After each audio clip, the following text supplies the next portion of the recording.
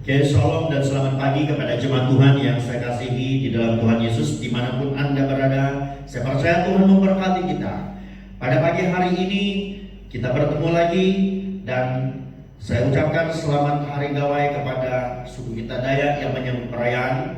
Biarlah damai daripada Yesus menyertai kalian semua. Jadi sebelum kita melihat kepada bagian firman Tuhan yang akan saya kongsikan untuk kita lihat pada pagi hari ini, kita berdoa.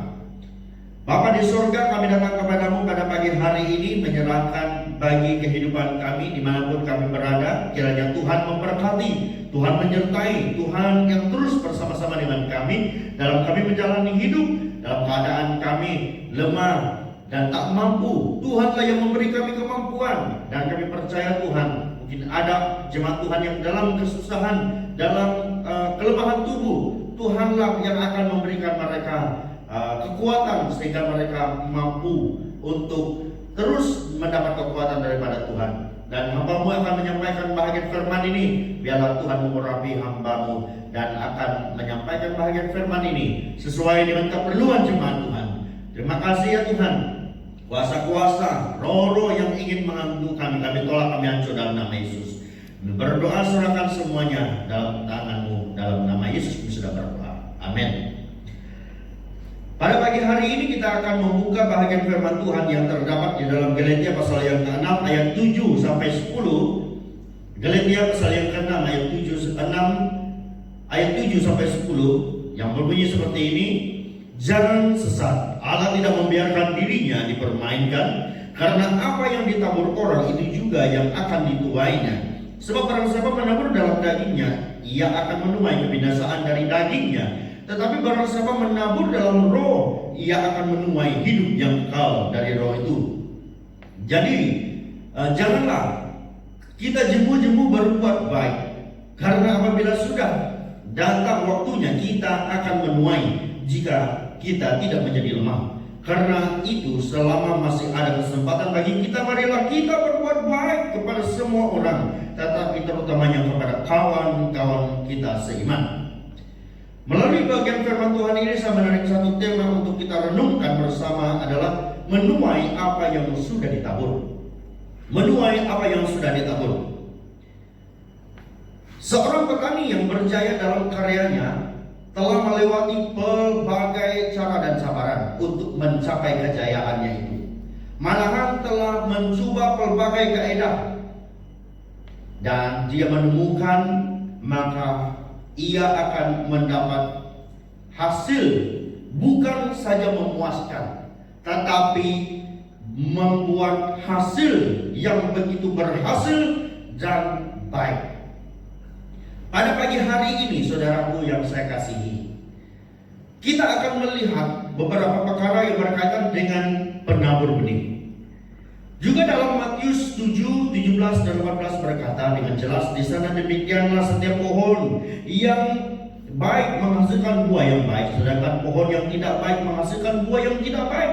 Tidak mungkin pohon yang baik itu menghasilkan buah yang tidak baik, ataupun pohon yang tidak baik itu menghasilkan buah yang baik.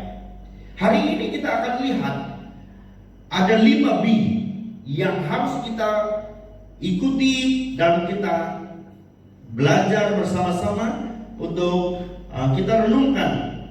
Yaitu pertama, B1 adalah bersyukur. Bersyukur hendaklah perkataan Kristus diam dalam segala kekayaan di antara kamu, sehingga kamu dengan segala hikmat mengajar, menegur seorang akan yang lain, dan sambil menyanyikan mazmur dan puji-pujian, nyanyian rohani, kamu mengucap syukur kepada Allah di dalam hatimu. Bersyukur kepada Allah dalam bahagian tadi. Allah tidak membiarkan dirinya dipermainkan. Maka dengan itu dia mau supaya kita sebagai orang-orang yang percaya, anak-anaknya, kita harus bersyukur dengan apa yang sudah kita nikmati. Bersyukur dengan kehidupan kita sampai hari ini. Kita ada sampai hari ini, kita harus bersyukur dan berkata kepada Tuhan, terima kasih Tuhan. Karena apa yang jelas dikatakan di dalam 1 Tesalonika 5 ayat 18 berkata, mengucap syukurlah dalam segala hal, sebab itulah yang dikehendaki Allah di dalam Kristus bagi kamu. Wajib untuk kita lakukan sebagai orang percaya. Kita akan mengucap syukur dalam segala apapun tentang hidup kita sampai pada hari ini kita dapat menikmatinya.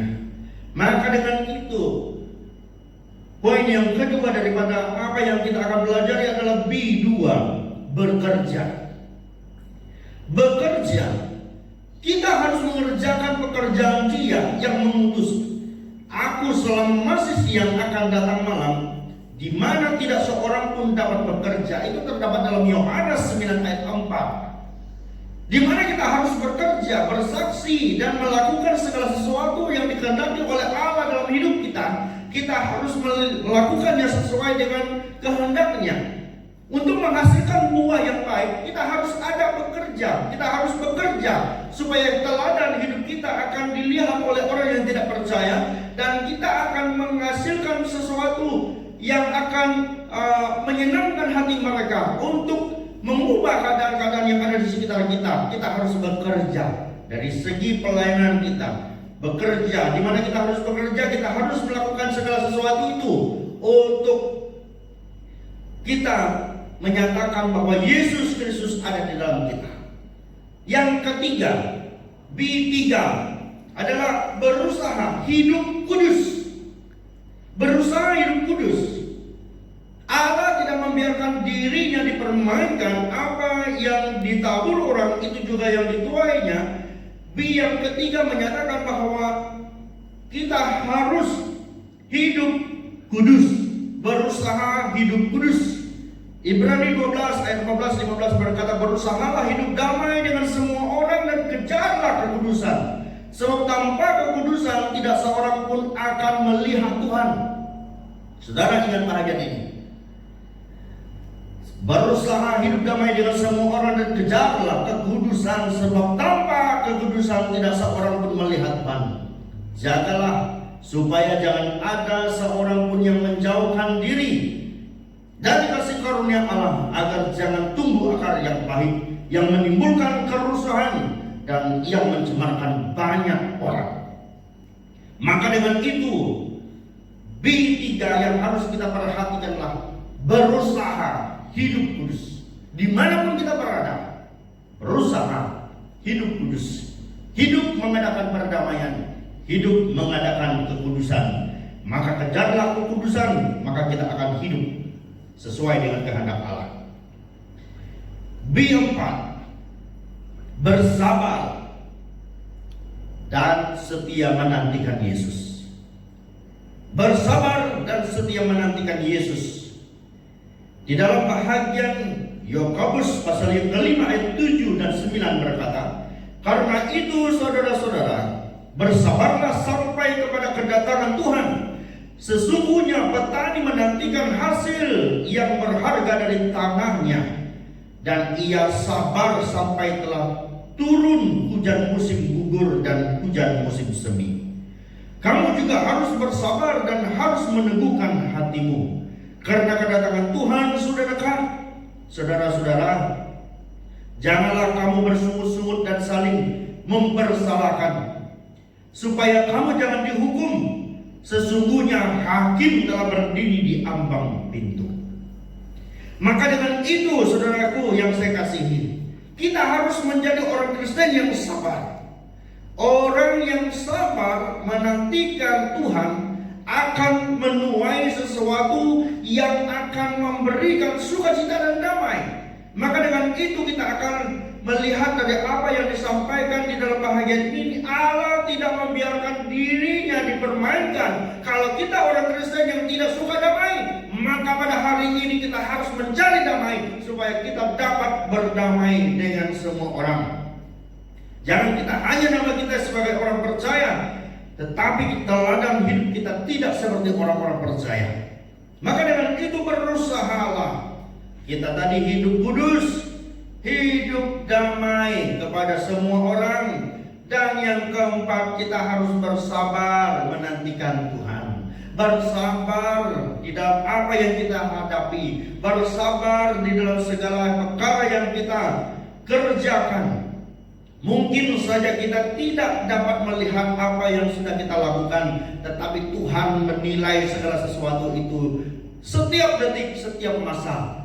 Maka dengan itu, saudaraku yang saya kasihi, kita harus menjadi orang yang bukan hanya mengatakan diri kita sabar, tapi kita harus menunjukkannya. B5 adalah berimpak. Berimpak, bercahaya. Cara hidup mempengaruhi orang lain. Cara hidup mempengaruhi orang lain. Kita dapat lihat dalam Efesus 5 ayat 8 berkata, memang dahulu kamu adalah kegelapan, tetapi sekarang kamu adalah terang di dalam Tuhan. Sebab itu hiduplah sebagai anak-anak terang. Allah tidak membiarkan dirinya dipermainkan. Dengan cara apapun, kita harus berhati-hati, saudaraku. Sewaktu kita menerima baptisan, percaya kepada Tuhan menjadi Tuhan dan Juru Selamat bagi kita, kita sudah mengaku bahwa hanya Dia adalah Tuhan kita, bahwa Dia adalah Allah kita yang satu-satunya. Tetapi apabila kita sudah melihat daripada bahagian-bahagian, kita sudah lupa, kita sudah menjauhkan diri kita, tidak menjadi terang yang bercahaya, tidak berimpak, tidak mempengaruhi orang lain. Maka dengan itu kita harus hati-hati, kita sudah keluar dari kegelapan, sehingga pada saat ini kita menjadi anak-anak terang yang harus berubah, yang harus bercahaya di tengah kegelapan. Baik kita di rumah, baik dimanapun kita berada di tempat kerja, kita harus berimpak supaya kita dapat dilihat bahwa cahaya dan penyertaan Tuhan ada bersama dengan kita. Dalam 1 Tesalonika 5 ayat 5 berkata, karena kamu semua adalah anak-anak terang dan anak-anak siang. Kita bukanlah orang-orang malam atau orang-orang kegelapan. Maka dengan itu kita menjadi terang, menerangi orang-orang yang ada di sekitar kita, menerangi orang-orang yang tidak punya lampu ataupun melihat kepada jalan. Seharusnya kita menunjukkan bahwa inilah jalan yang harus kita lakukan, inilah jalan yang harus kita tempuhi. Maka dengan itu, saudaraku yang saya kasihi, kita sudah belajar daripada 5B yang saya bawa untuk kita lihat. Allah tidak membiarkan dirinya dipermainkan, karena sekarang banyak orang sudah mengenal Tuhan, banyak sudah orang menerima Tuhan, tetapi pengaruh mereka mulai hilang. Jadi saudaraku, ingatlah bahagian firman ini. Karena akhir dari segala hidup kita akan diadili. Maka segala sesuatu, tanamlah yang baik, tanamlah benih yang baik, maka kita akan menuai dengan apa yang sudah kita tabur. Sebagai kesimpulannya bagian ini, Allah telah memilih kita, bukan kita memilih Dia, tetapi Dia memilih kita, menetapkan kita untuk pergi menghasilkan buah. Buah yang kita akan hasilkan itu akan menjadi buah yang kekal dalam hidup kita. Karena segala sesuatu yang kita lakukan itu adalah dilakukan di dalam penyertaan Tuhan. Itu boleh kita lihat di dalam Yohanes 15 ayat 16, di sana mencatatkan bagian itu.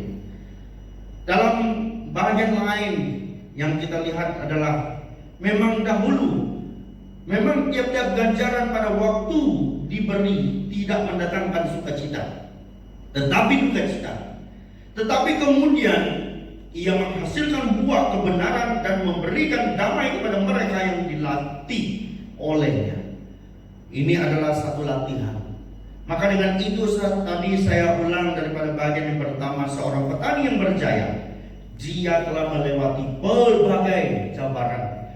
Karena itu dia berjaya bukan saja menghasilkan buah yang hanya memuaskan, tetapi dia menghasilkan buah yang terbaik.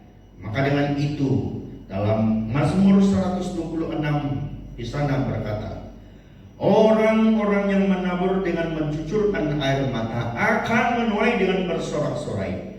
Orang yang berjalan maju dengan menangis sambil menabur benih pasti akan pulang dengan sorak-sorai sambil membawa berkas-berkasnya. Maka dengan itu, saudara Bapak Ibu yang saya kasihi, kita sebagai orang-orang yang percaya, jangan lagi kita mempermainkan hidup kita dengan Tuhan. Karena dalam bahagian ini kita sering diberi kesempatan sering diberi kesempatan untuk merubah supaya kita menjadi benih yang baik, supaya kita menjadi penabur benih yang menghasilkan buah yang baik pada masa yang akan datang. Karena itu dalam ayat yang ke-10, karena itu selama masih ada kesempatan bagi kita, marilah kita berbuat baik kepada semua orang, tetapi terutamanya kepada kawan-kawan seiman kita. Marilah jemaat Tuhan, jangan jemu-jemu kita melakukan apa yang dikehendaki oleh Tuhan. Belajar daripada apa yang sudah kita pelajari dan dengar, biar itu menjadi gaya hidup kita orang-orang percaya. Maka dengan itu firman Tuhan yang saya sampaikan kepada kita sampai di sini, biarlah kiranya Tuhan kita Yesus Kristus memberkati kita dan menyertai kita. Haleluya. Amin.